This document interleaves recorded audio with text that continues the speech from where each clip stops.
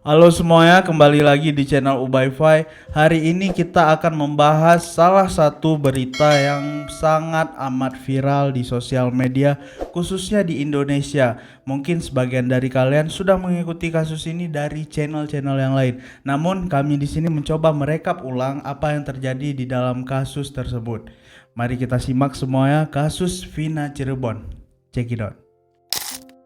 Hari ini kita akan mencoba untuk merekap bagaimana kronologi yang terjadi dari tahun 2016 hingga tahun 2024 di mana tersangka utama yaitu yang diduga sebagai Peggy telah ditangkap oleh pihak kepolisian.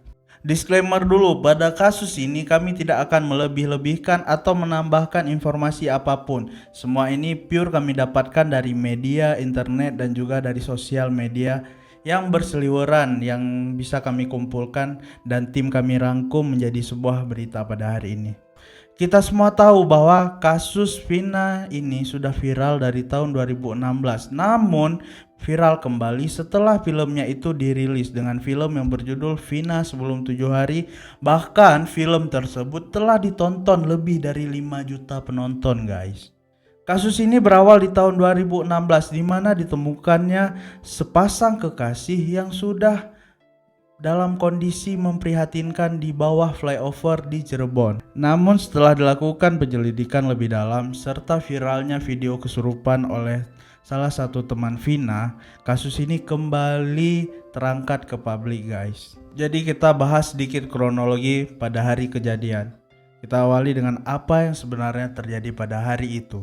Semuanya bermula pada tanggal 27 Agustus 2016, sekitar pukul 7 malam. Vina meminta izin ke keluarganya untuk keluar kencan dengan sang kekasih bernama Eki. Setelah mendapatkan izin, almarhum Vina pergi dengan almarhum Eki. Mereka seperti pasangan kekasih lainnya menikmati malam minggu yang indah menuju ke sebuah taman. Namun takdir berkata lain, di mana pada keesokan harinya, pada hari Minggu tanggal 28 Agustus 2016, datang seorang ke rumah Vina untuk mengabarkan kakaknya bahwasannya Vina mengalami kecelakaan. Mendengar kabar itu, keluarga Vina pun langsung syok dan panik. Mereka buru-buru datang ke rumah sakit untuk melihat kondisi Vina. Namun beberapa saat ketika Vina didatangi oleh keluarganya, tanpa bisa lagi berkata-kata, dengan lemah dan tidak berdayanya Vina, akhirnya di depan keluarganya Vina pun menghembuskan nafas terakhirnya. Dan sang kekasih Eki ternyata telah berpulang lebih dulu di lokasi kejadian. Melihat kondisi Vina yang seperti itu dengan apa yang menimpanya, akhirnya pihak keluarga pun bertanya ke pihak kepolisian apa yang sebenarnya terjadi. Pihak kepolisian pun menjelaskan bahwasannya ini terjadi karena kecelakaan tunggal di mana motor yang ditumpangi oleh Vina dan kekasihnya menabrak pembatas jalan dan tiang listrik hingga menyebabkan keduanya mengalami kecelakaan yang sangat parah. Polisi menerangkan bahwasannya keduanya mengalami kecelakaan parah setelah menabrak pembatas jalan dan tiang listrik. Kecelakaan itu terjadi di flyover di Desa Kepompongan, Kecamatan Talun, Cirebon. Mendengar hal itu, keluarga Vina pun langsung bergerak menuju TKP. Setibanya di TKP, keluarga Vina panik dan melihat seperti tidak terjadi apa-apa di lokasi karena katanya tadi kan kecelakaan tunggal. Tapi saat didatangi, hal itu seperti jalanan biasa saja, tidak ada tanda-tanda orang kecelakaan. Karena biasanya kalau orang kecelakaan ada bagian part-part dari motor yang udah berserakan dan lain sebagainya. Tapi ini mulus, clean, seperti tidak terjadi apa-apa, guys. Keluarga pun meminta untuk mengecek barang-barang yang dimiliki oleh Vina. Salah satunya adalah handphone pribadi milik Vina yang tampak masih bisa digunakan dengan sangat baik. Bahkan LCD ataupun layarnya itu masih bisa beroperasi dengan sangat amat baik. Saat mereka mendatangi motor Eki, motor milik Eki masih terlihat bisa dioperasikan dengan sangat baik dan tidak ada tanda-tanda kecelakaan. Hanya terlihat sedikit bekas goresan atau bekas lecet di depan motornya. Namun, keluarga Vina mencoba untuk mempercayai apa yang terjadi dan mereka pun tidak bisa melakukan apa-apa lagi dan hanya bisa pasrah dan menyerahkan semuanya ke pihak kepolisian. Di mana pihak kepolisian telah menyatakan bahwasannya ini adalah kecelakaan tunggal.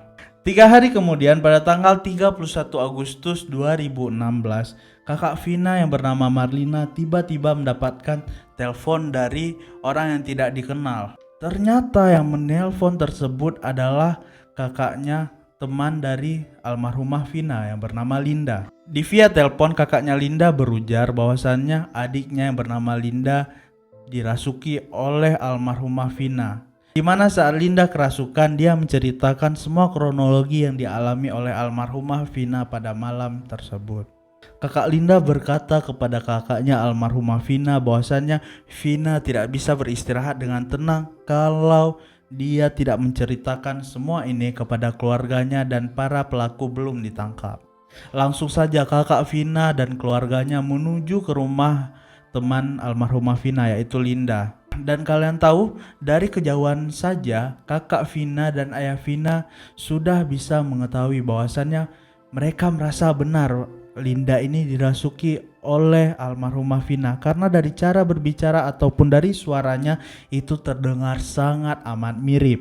Dan saat mereka tiba di depan pintu rumahnya Linda, tiba-tiba Linda yang dirasuki oleh almarhumah Vina tadi datang langsung memeluk ayah almarhumah Vina. Dia bahkan merintih dan menangis di dalam pelukan ayahnya Vina. Setelah menangis di dalam pelukan ayah almarhumah Vina, Linda didudukkan dan dia menceritakan semua kronologinya seperti yang ada di tayangan video yang sering kita lihat guys, yang beredar di sosial media, video saat Linda kemasukan. Saat didudukan, Linda bercerita semua kronologi yang terjadi pada almarhumah Vina. Ya, yang menceritakan hal tersebut adalah Vina yang sedang ada di dalam tubuhnya Linda, dan video itu pun viral di mana-mana karena direkam oleh kakak almarhumah Vina.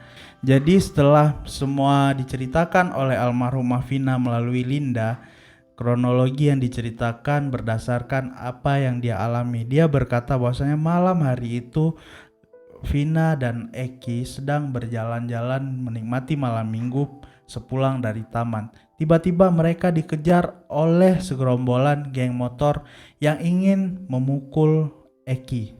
Sempat menghindar namun karena dikejar terus-menerus oleh geng motor tersebut, akhirnya mereka pun terjatuh. Saat jatuh, Vina langsung pingsan dan tidak sadarkan diri. Namun beberapa saat kemudian ketika Vina sadar, dia melihat bahwasannya dia sedang dilecehkan oleh oknum geng motor tadi. Dia juga melihat Eki yang berusaha untuk menolongnya namun tidak berdaya karena Eki dikeroyok oleh anggota lain dari geng motor tersebut. Sambil menangis, almarhumah Vina bercerita kalau tangannya itu dipukul menggunakan balok, kakinya dilindas oleh ban sepeda motor, dan bahkan kepalanya dibenturkan ke aspal. Dan Vina pun mengaku bahwasannya dia mengenal salah satu dari pelaku, yaitu bernama Egi. Dan belakangan diketahui bahwasannya otak dari segala kejahatan tersebut adalah Egi. Hal tersebut dikonfirmasi langsung oleh kakak almarhumah Vina bahwasannya Vina semasa masih hidup pernah bercerita bahwa dia disukai oleh salah seorang pria bernama Egi. Kakak Vina berkata kepada almarhumah Vina bahwasannya kalaupun si Vina tidak menyukai Egi, harap untuk ditolak secara baik-baik karena dia tidak ingin hal-hal buruk terjadi kepada sang adik. Namun karena terlalu sering diganggu oleh Egi, Vina pun akhirnya kehabisan kesabaran. Ada momen di mana Egi memegang tangan Vina dan ingin menciumnya. Karena kesal, Vina langsung meludah ke arah wajah Egi. Yang jelas saat memasuki tubuh Linda, almarhumah Vina berkata dan menegaskan bahwasannya yang menjadi otak pelaku di sini adalah Egi. Egi punya dendam kepada Vina. Dari momen kerasukan itulah akhirnya keluarga tahu kalau pelakunya adalah Egi dan Egi sekarang melarikan diri ke Jakarta. Pihak keluarga sempat merekam momen di mana Linda kerasukan almarhumah Vina namun tidak secara utuh. dan video tersebut pun dikirimkan ke pihak kepolisian. Mengetahui hal tersebut, pada September 2016 di pagi harinya polisi langsung sigap untuk datang melakukan investigasi ulang, dan pihak kepolisian juga mendapatkan banyak sekali kejanggalan, di mana salah satunya fakta yang ditemui adalah yang melaporkan kejadian tersebut adalah teman dari Eki dan Vina sendiri. Polisi pun mengulik lebih jauh tentang hal ini dan juga mencari informasi dari beberapa sumber. Salah satunya adalah pedagang sate yang kebetulan ada di dekat TKP. Salah satu pedagang sate mengatakan bahwasannya memang sempat adanya konvoi geng motor pada malam kejadian. Pedagang sate itu pun menceritakan bagaimana kronologi di malam tersebut dan mengatakan di mana lokasi base camp dari geng motor itu. Langsung saja saat memperoleh semua informasinya, pihak polisi bergerak menuju ke base camp dari geng-geng motor tadi. Langsung polisi mengamankan 7 orang pemuda yang dicurigai sebagai pelaku anggota dari geng motor itu. Saat ditangkap, ketujuh pemuda itu dalam kondisi mabuk dan seakan seperti tidak bersalah apa-apa. Namun karena terus dicecar oleh pihak kepolisian, akhirnya satu orang di antara ketujuh pemuda ini pun mengakui perbuatannya, di mana dia mengaku hanya ikut saja mengerjai Eki dan Vina. Pria ini pun berkata bahwasanya ada satu pelaku lain yang sedang berada di rumah. Setelah mendapatkan informasi tersebut, pihak kepolisian pun langsung memeriksa handphone dari ketujuh pemuda ini, dan akhirnya pihak polisi pun mendapati satu bukti percakapan. Di antaranya adalah percakapan rencana untuk mengerjai Eki dan Vina. Bahkan mereka juga telah menentukan tempat untuk mengeksekusi keduanya. Dan dari temuan ini para pelaku tidak bisa mengelak lagi dan akhirnya mereka mengakui perbuatannya dan mereka pun diamankan. Setelah menjemput salah satu pelaku di rumahnya, terkumpullah 8 orang pemuda. Mereka diinterogasi di ruangan yang berbeda satu demi satu. Akhirnya setelah diinterogasi, ke-8 pria ini mengatakan bahwasannya ada 3 pelaku lain yang terlibat. Dan salah satu dari ketiga pelaku tersebut adalah otak dari perencana semua hal keji tersebut. Akhirnya terkumpullah semua informasi yang polisi dapatkan dari ke-8 pemuda ini. Dan polisi pun merangkum kronologi apa yang sebenarnya terjadi pada malam Vina dan Eki dihabisi oleh geng motor ini. Jadi kronologinya itu terjadi pada Sabtu 23 Agustus 2016. Para pelaku ini berkumpul untuk melakukan pesta miras. Nah, sejam kemudian para pelaku ini bosan berada di lokasi yang sama. Mereka pun berpindah ke tempat yang lain dan tiba-tiba salah satu dari mereka ditelepon oleh anggotanya yang bernama Andi. Di mana Andi berujar bahwasanya dia sedang ada masalah dengan salah satu geng motor yang bernama XTC. Andi pun meminta bantuan ke geng motor Moonraker untuk mencari anggota geng XTC dan menghabisi mereka. Jadi anggota geng motor ini tadi kan baru mendapatkan telepon dari Andi bahwasanya mereka bersedia untuk melawan XTC. Nah, tiba-tiba lewatlah Eki dan Vina, dan si Eki tadi memakai jaket XTC. Disitulah terjadinya momen pengejaran yang dilakukan oleh geng ini, guys. Hanya sampai di situ mereka juga mengambil bambu untuk memukul Eki dan Vina. Eki yang melihat kebrutalan tersebut langsung tancap gas dan melarikan diri. Namun karena dikejar dan dipepet, akhirnya mereka pun harus berhenti di salah satu daerah yang bernama Desa Kepompongan, dan disitulah terjadi penyerangan dan pelecehan tersebut. Setelah melakukan kekerasan ke Eki dan Vina, anggota motor ini membawa keduanya ke lahan kosong. Disitulah mereka melecehkan Vina secara bergantian dan memukul Eki habis-habisan hingga tak bernyawa. Setelah puas melecehkan Vina, akhirnya anggota geng motor ini pun membawa kembali Eki dan Vina ke lokasi tempat mereka berhenti tadi dan membuat seakan-akan mereka ini korban kecelakaan. Begitulah kronologi bagaimana almarhum Eki dan almarhumah Vina ini dihabisi oleh anggota geng motor yang tidak bertanggung jawab. Akhirnya pada 13 September 2016 pihak polisi pun membongkar kembali makam Eki dan makam Vina. Dan benar saja saat dicek kembali di tubuh Eki terdapat banyak sekali bekas dari kekerasan. Dan saat dilakukan otopsi ke mayat almarhumah Vina ditemukan juga bekas-bekas pelecehan. Dan setelah mendapatkan hasil otopsi, pihak kepolisian pun merubah kasus ini yang awalnya adalah kasus kecelakaan berubah menjadi kasus pembunuhan dan pelecehan. Dan setelah dilakukan banyak sekali proses pengadilan, akhirnya pada 26 Mei 2017, Pengadilan Negeri Cirebon menghukum para pelaku. Pelaku yang dijatuhi hukuman bernama Eko Ramadhani, Rivaldi Aditya Wardana, Supriyanto, Sudirman, Jaya, Hadi Saputra, Eka Sandi, dan pelaku lainnya berusia 15 tahun berinisial ST. Para pelaku terjerat pasal 340 Junto 55 KUHP tentang pembunuhan berencana dan pasal 81 tentang melakukan persetubuhan di bawah umur. Ketujuh pelaku itu pun mendapatkan hukuman penjara seumur hidup. ST yang masih di bawah umur hanya menjalani proses hukuman selama 8 tahun. Dan 3 DPO yang dikeluarkan seperti yang kita sudah tahu di berita viral sebelumnya, nama-nama DPO tersebut. Namun belakangan DPO yang ditetapkan oleh pihak kepolisian hanya 1 orang bernama Peggy.